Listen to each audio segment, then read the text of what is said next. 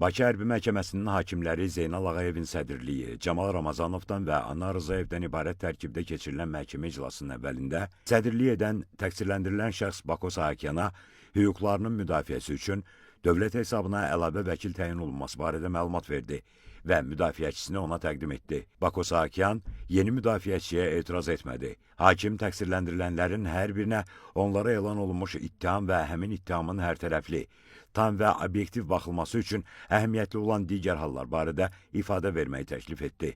Bu dəfəki iclasda David Manukyan, Gurgen Stepanyan, David Allaverdiyan, Melikset Paşayan, Garik Martirosyan, Levon Balayan, Madat Babayan sərbəst ifadə verdilər. Ermənistanda anadan olmuş, Ermənistan vətəndaşı, Ermənistan Silahlı Qüvvələrinin hərbi qulluqçusu olmuş, general-mayor ali hərbi rütbəsində xidmət etmiş, qondarma rejimin qanunsuz silahlı birləşmələrində komandanın birinci müavini, Ermənistan Müdafiə Nazirliyinin baş qərargahında kadrlar idarəsinin rəisi, korpus komandiri işləmiş təqsirləndirilən David Manukyan ifadəsində Azərbaycan Silahlı Qüvvələrinə qarşı döyüşdüyünü etiraf etdi. O, hərbçi olduğunu, Ermənistanda xidmət etdiyini, həmçinin 1-ci və 2-ci Qarabağ müharibələri zamanı Ermənistan ordusunun tərkibində Azərbaycan Silahlı Qüvvələrinə qarşı vuruşduğunu bildirdi. Birinci müharibə zamanı xidməti mövqeyim vəzifəm olmayıb. İkinci müharibə zamanı olub. Amma bütün bunlar da mənim xidməti öhdəliklərimdən qaynaqlanıb. Xüsusilə müharibənin planlaşdırılması. Mənim öhdəliklərimdə, vəzifə borcumda aydın şəkildə yazılıb. Döyüş hazırlığı ilə məşğul olmaq. Orada müharibənin planlaşdırılması yoxdur. Bu anlaşılan deyil, əlaqəsizdir. O, 1-ci Qarabağ müharibəsi zamanı sıravi əskər olduğunu bildirdi. Mən sıravi əskər statusunda olmuşam. Döyüş əməliyyatlarında iştirak etmişəm. 1993-cü il fevralın 28-də Ağdərə istiqamətində yaralanmışam. 1994-cü ildə yenidən xidmətə qayıtmışam. Müharibədən sonra da xidmətə davam etmişəm. Zabit rütbəsi almışam. Təqsirləndirilən qondarma rejimin təhlükəsizlik şurasının iclaslarında iştirak etmədiyini dedi. İclaslarda əsas üzv müşahidəçi qismində iştirak etməmişəm. Onun keçildiyi barədə də məlumatım olmayıb. David Manukyan sərbəst ifadəsində 44 günlük müharibə zamanı avtomobilinin Bayraktar puası ilə vurulduğunu da bildirdi. Sürücüm yaralandı. Mən isə 20 metr aralıda olduğumdan xəsarət almadım. David Manukyan 2021-ci ilin dekabrında hərbi xidmətdən məzuniyyətə çıxdığını, 2022-ci ilin yanvarında isə vəzifəsini təhvil verdiyini, habelə Ermənistan vətəndaşlarının qondarma rejimin ordusunda hərbi xidmət keçdiyini dedi. Bir qədər geriyə qayıdım. Orduda 2020-ci ildən sonra kifayət qədər ixtisarlar baş verdi. Diviziyanı da ixtisara salıb briqada səviyyəsinə saldılar. Həmçinin o Qarabağda 2020-2023-cü illərdə təxminən 10 minədək hərbi qulluqçu olduğunu dedi. Bundan başqa, istintaq dövründə müstəntiqlərlə çox yaxşı əməkdaşlıq etdiyini də söylədi.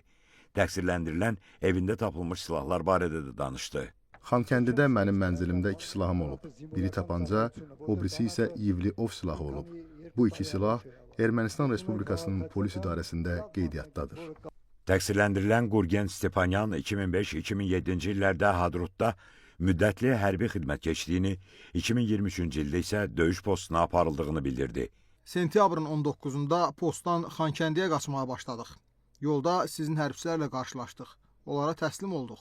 Təqsirləndirilən David Allaverdiyan isə sərbəst ifadəsində ilkin istintaqda bütün suallara cavab verdiyini və məhkəmə istintaqı zamanı da cavab verəcəyini bildirdi.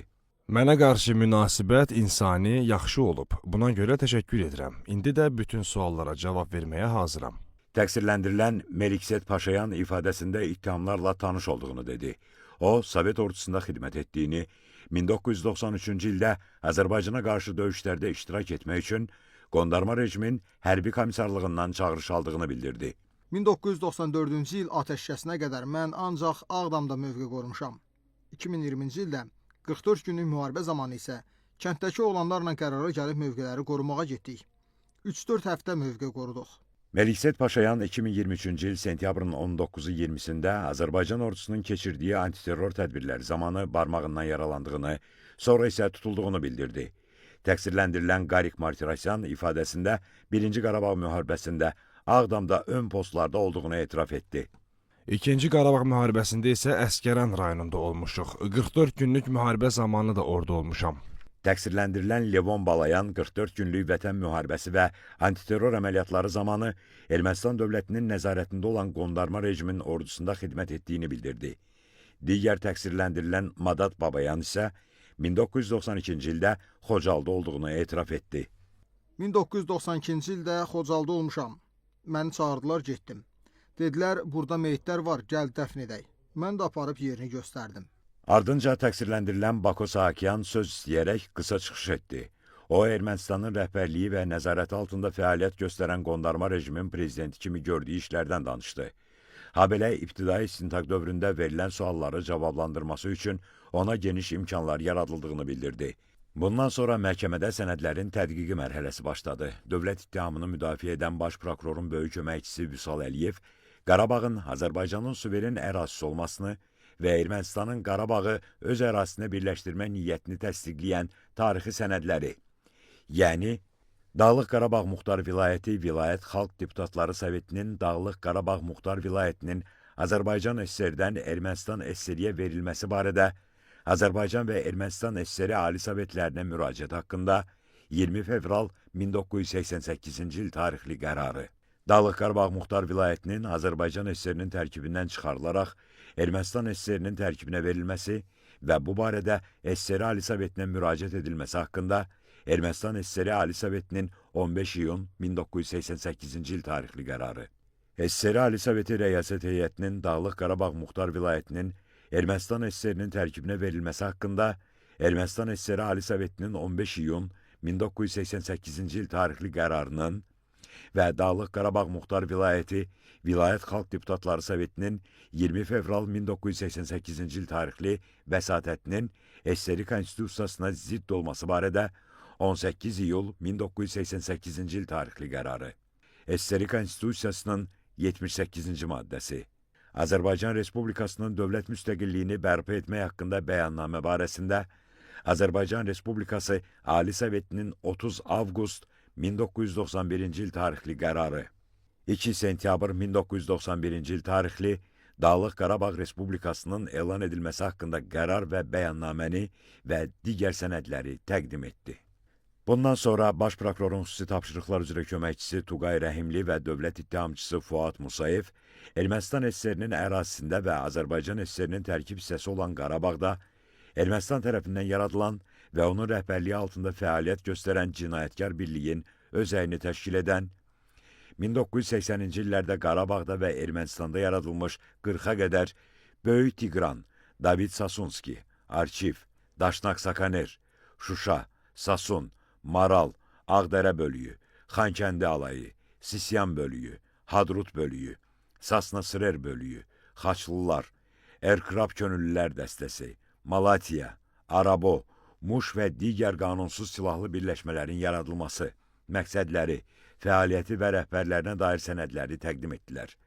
Ardınca təqsirləndirilən Arkadi Qukasyana tədqiq edilmiş sənədlərə münasibət bildirməsi, qeyd edilən qanunsuz silahlı birləşmələrin rəhbərləri və iştirakçıları, Ermənistanla əlaqələri, fəaliyyəti, onun bu birləşmənin fəaliyyətində iştirakına, Ermənistanda və Azərbaycanın suveren ərazisi olan Qarabağda yaradılmış Krunk təşkilatında fəaliyyəti ilə əlaqədar həbs edilməsi, Böyük Ermənistan və Miyatsum cinayətkar ideologiyalarına dair suallar verildi.